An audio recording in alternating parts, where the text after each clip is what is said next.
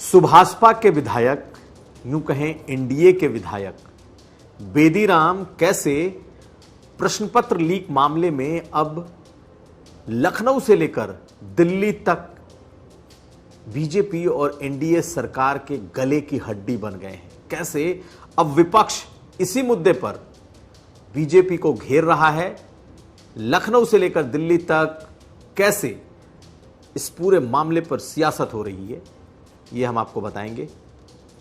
यह भी जानिए कि सेंगोल को लेकर, जी हां, वो राजदंड जिसे संसद में स्थापित किया गया था, उत्तर प्रदेश से ये कि एक सांसद ने इसकी शुरुआत की और अब सेंगोल कैसे नई लड़ाई का एक नया आगाज करता जा रहा है, यह भी हम आपको बताएंगे। और आखिर में जानिए कि अयोध्या से सांसद और अंबेडकर नगर से सांसद दोनों जो नए बने हैं, क्या उनके बेटे बेटियां अब उपचुनाव में अपनी किस्मत आजमाएंगे? ये खबरें आज का यूपी में। नमस्कार, मैं हूं कुमार अभिषेक, आप देख रहे हैं यूपी तक। हम हाजिर हैं अपना न्यूज शो आज का यूपी लेकर। सबसे पहले बात होगी बेदीराम की। जी हां, आपने हाल के कुछ दिनों में बेदीराम के नाम की चर्चा सुनी होगी। बेदीराम ओम प्रकाश राजभर की पार्टी सुभाषपा के विधायक हैं, जखनिया से विधायक हैं।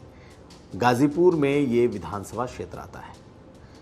लेकिन बेदीराम की चर्चा इसलिए क्योंकि इनका एक स्टिंग ऑपरेशन, जो कि एक कथित तौर पर एक पीड़ित ने एक स्टिंग किया था, उसने बेदीराम की मुसीबतें बढ़ा दी।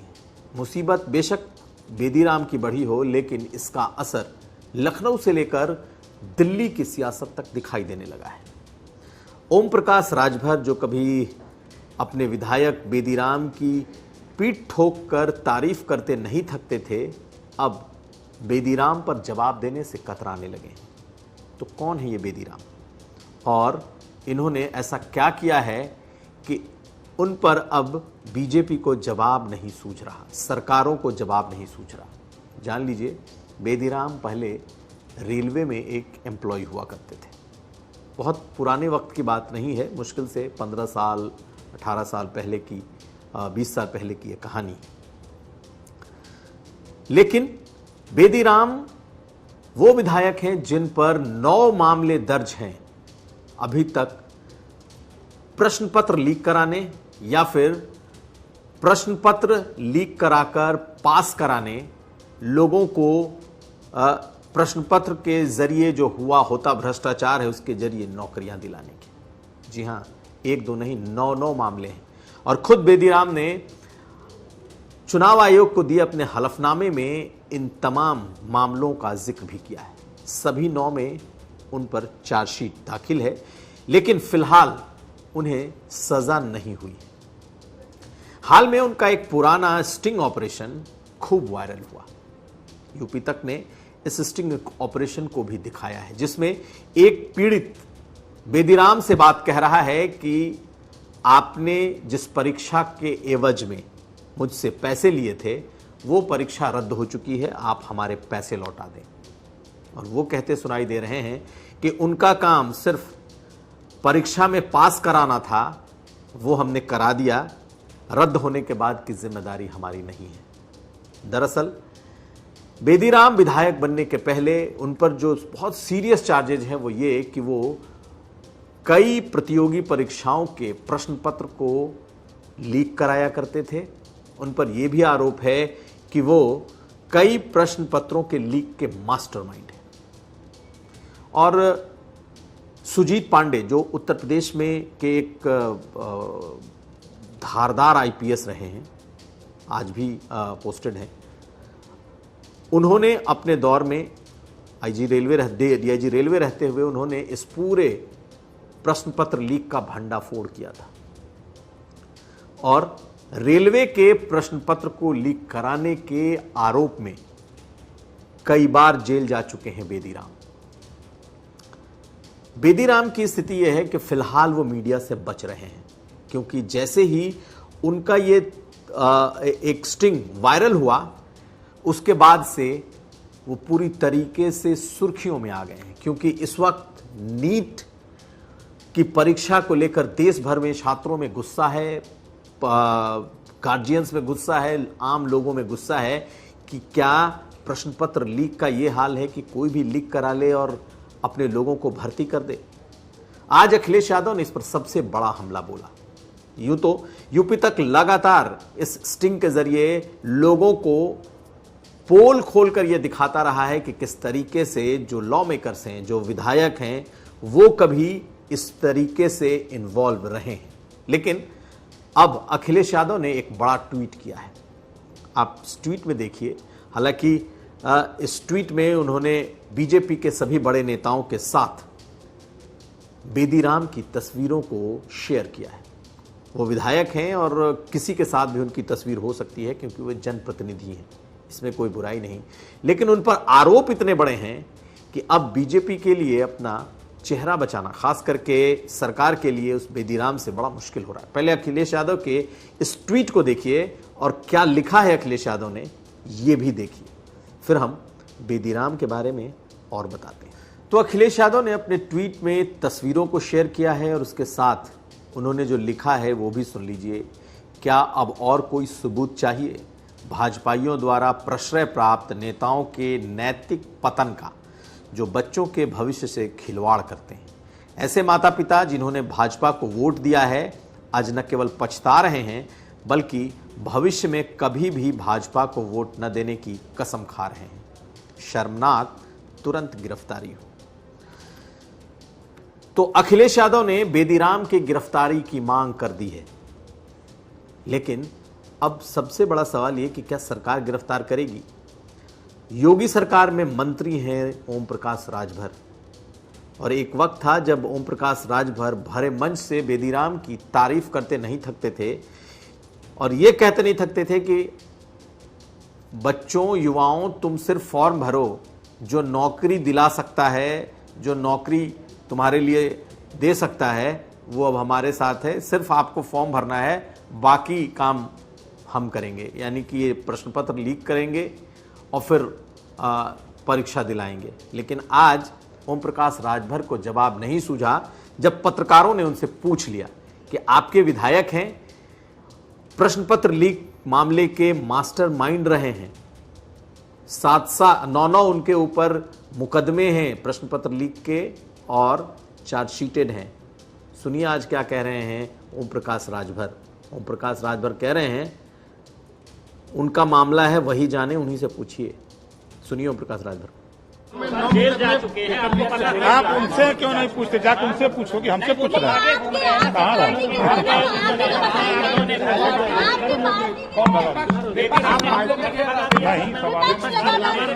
बहरहाल अब ये सरकार के लिए शर्मिंदगी वाली बात तो दिखाई देने लगी है, क्योंकि जिस तरीके से उनकी, बेशक विधायक रहते ही उनकी तस्वीरें हैं, लेकिन ये तस्वीरें परेशान करने वाली हैं और अब सरकार के लिए जवाब देना मुश्किल होने वाला है, क्योंकि नीट के इस प्रश्न पत्र लीक ने इतना बड़ा माहौल खड़ा कर दिया है कि अब सरकार को कम से कम बेदीराम के मामले में कोई ना कोई फैसला लेना पड़ सकता है।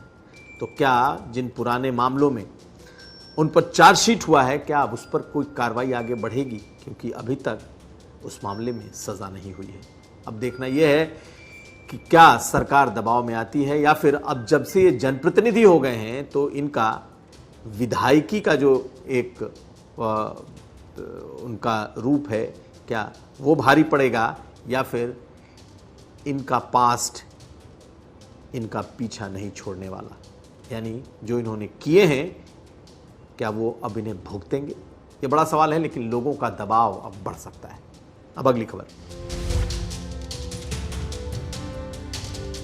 अब बात होगी सेंगोल की। जी हां, सेंगोल यानी कि वो राजदंड जो कभी पुराने भारत में, पुरातन भारत यानी कि प्राचीन भारत में चोल वंश के राजाओं का राज्य के कह सकते हैं कि जब सत्ता हस्तांतरण होता था तो उसका प्रतीक माना जाता था, उसे राजदंड भी कहा गया है। लेकिन आज अचानक ये सेंगोल इतनी चर्चा में कैसे आ गया?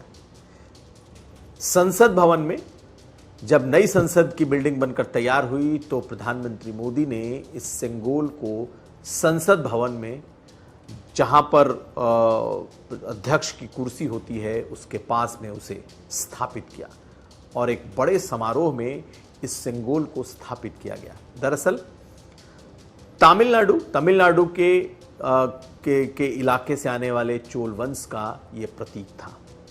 लेकिन आज समाजवादी पार्टी ने इस सिंगोल को ऐसा मुद्दा बनाया कि यह सिंगोल अब पूरी तरीके से चर्चा में आ गया है। आखिर सिंगोल है क्या, जिसे नॉर्थ इंडिया के लोग शायद ही जानते होंगे, शायद ही सुने होंगे, सिवाय इतिहास के छात्रों के अलावा जिन्होंने भारत का इतिहास पढ़ा है, जिन्होंने भारत की सभ्यता, संस्कृति और कल्चर को पढ़ा है। उनके अलावा सिंगोल के बारे में लोगों ने तब सुना जब इसे स्थापित किया गया, यानी प्रधानमंत्री मोदी जब इसे संसद में लेकर उन्होंने स्थापित किया। लेकिन आज ये अचानक से कैसे इतनी सुर्खियों में आ गया? दरअसल सिंगोल वो दंड है जिसे राजदंड कहा जाता है, माना जाता है, और ये तमिलनाडु से के जो पुराने राजा रहे हैं, जो प्राचीन काल में भारत के राजा रहे हैं, उनका प्रतीक है। ऐसे में द्रविडियन पॉलिटिक्स को अगर देखा जाए तो लोग, और खास करके उत्तर भारत में जब आज समाजवादी पार्टी ने इस मुद्दे को उठाया तो इसे उन्होंने संविधान से जोड़ दिया। आर.के. चौधरी जो कि मोहनलालगंज से सांसद हैं, और आर.के. चौधरी ने आज एक पत्र लिखा और उस पत्र का मजमून ये था, जो उन्होंने सीधे लोकसभा के स्पीकर को पत्र में संबोधित किया और उस पर लिखा कि आज मैंने इस सम्मानित सदन में आपके समक्ष सदस्य के रूप में शपथ ले लिया है कि मैं विधि द्वारा स्थापित भारत के संविधान के प्रति सच्ची श्रद्धा और निष्ठा रखूंगा, परंतु सदन में पीठ के ठीक दाहिनी तरफ स्थापित सिंगोल को देखकर मैं आश्चर्यचकित रह गया। ये लिख रहे हैं आर.के. चौधरी पत्र में। महोदय, हमारा संविधान भारतीय लोकतंत्र का एक पवित्र ग्रंथ है, जबकि सिंगोल अर्थात राजदंड राजतंत्र का प्रतीक है। हमारी संसद लोकतंत्र का मंदिर है, कोई राजे रजवाड़े का राजमहल नहीं है। अतः मैं आपसे आग्रह करना चाहूँगा कि संसद भवन से सिंगोल को हटाकर उसकी जगह भारतीय संविधान की विशालकाय प्रति स्थापित की जाए। तो आर.के. चौधरी के इस पत्र ने नया सियासी हंगामा खड़ा कर दिया और नए सियासी मुद्दे को सामने रख दिया। संसद भवन में प्रधानमंत्री मोदी ने यह सिंगोल स्थापित किया था और इस सिंगोल दंड को निश्चित तौर पर चोल वंश के समय सत्ता के हस्तांतरण का प्रतीक माना जाता रहा। लेकिन प्रधानमंत्री के स्थापित करने के बाद अब नए संसद भवन में जब नई संसद आई है, जिसमें विपक्ष भी बेहद ताकतवर है, वो हर उस मुद्दे को उठा रहा है जो संविधान से जोड़ा जा सकता है। और आज आर.के. चौधरी ने जब ये कहा कि उसे हटाकर वहां पर संविधान के प्रति बड़ी सी प्रति लगाई जाए, क्योंकि अब ये राजा महाराजाओं का दौर नहीं है, राजे रजवाड़ों का दौर नहीं है, ये संविधान का दौर है, तो इस पर उन्हें समर्थन मिलना लाजमी था। विपक्ष के कई नेताओं ने इस पर समाजवादी पार्टी के इस सांसद की समर्थन में बोलना शुरू कर दिया। वो चाहे मीसा भारती हों, वो चाहे कांग्रेस पार्टी के सांसद हों, सबों ने सिंगोल को लेकर प्रधानमंत्री मोदी को निशाना बनाया और साथ साथ अब सिर्फ संविधान की बात की कि राजे महाराजों का ये दौर नहीं है। उधर जवाब आने शुरू हुए। दरअसल उनके इस पत्र के बाद मुख्यमंत्री योगी आदित्यनाथ ने यहां से जवाब दिया और उन्होंने कहा कि समाजवादी पार्टी के नेताओं को न तो इतिहास का ज्ञान है और न ही भारत की संस्कृति का, और ऐसे में जो लोग इसका विरोध कर रहे हैं, दरअसल वो इस पर सिर्फ सियासत कर रहे हैं। दक्षिण भारत की का जो चोल राजवंश था, उसका ये प्रतीक रहा है, इसमें कोई दो राय नहीं। तो ऐसे में बीजेपी ने इस मुद्दे पर दक्षिण भारत और खासकर तमिल लोगों के भावनाओं के साथ खेलने का सवाल उठा दिया। मुख्यमंत्री योगी आदित्यनाथ की इस चिट्ठी को देखिए जो उन्होंने उसके जवाब में लिखा है, जो उन्होंने आज एक्स पर ट्वीट करके लिखा है। आप देखिए आर.के. चौधरी का जवाब कैसे मुख्यमंत्री योगी आदित्यनाथ ने दिया है। सिंगोल को लेकर के उत्तर प्रदेश के नेताओं ने ही खूब बोलना शुरू किया और अखिलेश यादव ने तो बाकायदा चुटकी ली और अखिलेश यादव ने जो कहा वो भी हम आपको सुनाएंगे। उन्होंने कहा कि जब प्रधानमंत्री ने इसे स्थापित किया था तब उन्होंने इस सिंगोल को प्रणाम किया था, लेकिन इस बार शपथ लेने के बाद वो उस तरफ गए ही नहीं, लगता है वो भूल गए। अखिलेश यादव ने क्या कहा सुनिए और उसके बाद किस तरीके से इसका जवाब जयंत चौधरी ने दिया कि ये सिर्फ सुर्खियां बटोरना का खेल है। आप ये जवाब भी सुन लीजिए। मुझे लगता है कि हमारे सांसद इसलिए कह रहे होंगे कि जब पहली बार लगा था तो प्रधानमंत्री जी ने बाकायदा प्रणाम किया था, इस बार शपथ लेते समय शायद वो भूल गए। उसी को याद दिलाने के लिए लगता है मेरे पार्टी के सांसद ने कुछ इस तरह का पत्र लिखा है। अब ऐसे प्रतीक ढूंढते जाओ आप। ये लोकतंत्र की इमारत है, देश का सबसे सर्वोच्च सदन है जो जनता से सीधा जिसका जुड़ाव है और अब इतिहास में अब वो सिंगोल है। इस तरह की बात बहुत कहनी आसान है, सस्ती बातें हैं, सुर्खियों में आने की एक सस्ती कोशिश है। Good sense must not die at the altar of sense. बहरहाल सिंगोल पे आपने इस सियासत को देख ली, लेकिन सिंगोल को लेकर यह सियासत थमेगी नहीं। दरअसल दक्षिण के इस चोल राजवंश के प्रतीक के तौर पर राजदंड को स्थापित किया गया। ये कल्चर और इतिहास का हिस्सा तो है, लेकिन जो देश के का जो दलित जनमानस है निश्चित तौर पर संविधान के साथ साथ इस राजदंड को साथ रखने पर यह मुद्दा उनके लिए बड़ा हो सकता है। शायद बीजेपी को भी हो सकता है इसका आभास हो, क्योंकि अब इस मुद्दे पर सवाल उठेंगे और बीजेपी को जवाब देना होगा। सिंगोल राजतंत्र की निशानी है, यह बात फैक्ट है और ऐसे में अब जो दलित विमर्श है वो इस पर अपनी राय रखता रहेगा। जो दलित वॉइस है वो इस पर बोलेंगे और ऐसे में सरकार के लिए इसे डिफेंड करना भी एक चुनौती होगी। देखते हैं सिंगोल का यह मुद्दा कहां तक आगे जाता है। अगली खबर।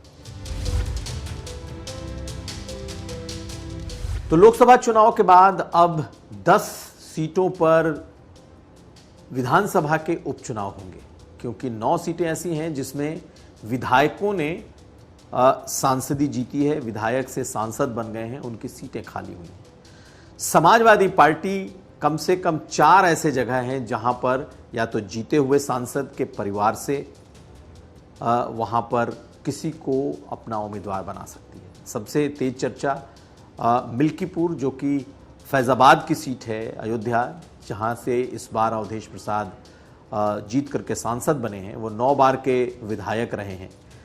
बहुत चर्चा है कि समाजवादी पार्टी उनके बेटे अजीत प्रसाद को वहां से अपना प्रत्याशी बनाएगी। दूसरी तरफ अंबेडकर नगर से लालजी वर्मा जीते हैं, वो कटहरी से विधायक थे। चर्चा यह है कि उनकी बेटी छाया वर्मा को समाजवादी पार्टी वहां से अपना उम्मीदवार बना सकती है। इसके अलावा करहल से खुद अखिलेश यादव चुनाव जीते थे, विधायक थे और अब सांसद हो गए हैं कन्नौज से। उनकी जगह बहुत चर्चा है कि वो अपने भतीजे और लालू यादव के दामाद तेज प्रताप यादव को वहां से अपना उम्मीदवार बना सकते हैं। और आखिर में शीशामऊ से, जहां से इरफान सोलंकी की सदस्यता खत्म हुई है, उन्हें एक बड़े अपराध में सजा होने के बाद, तो चर्चा है कि इरफान सोलंकी के परिवार से, खास करके उनकी पत्नी की चर्चा है कि उन्हें टिकट दे सकती है समाजवादी पार्टी। तो इन 10 में से समाजवादी पार्टी के कोटे में जितनी सीटें हैं उसमें से ज्यादातर उनके परिवारों को टिकट जा सकता है। ऐसी चर्चा इस वक्त समाजवादी पार्टी के भीतर चल रही है और हो सकता है कि जल्द ही इस पर फैसला भी हो जाए। तो यह था आज का यूपी। हम कल फिर हाजिर होंगे। हमें दीजिए इजाजत। नमस्कार।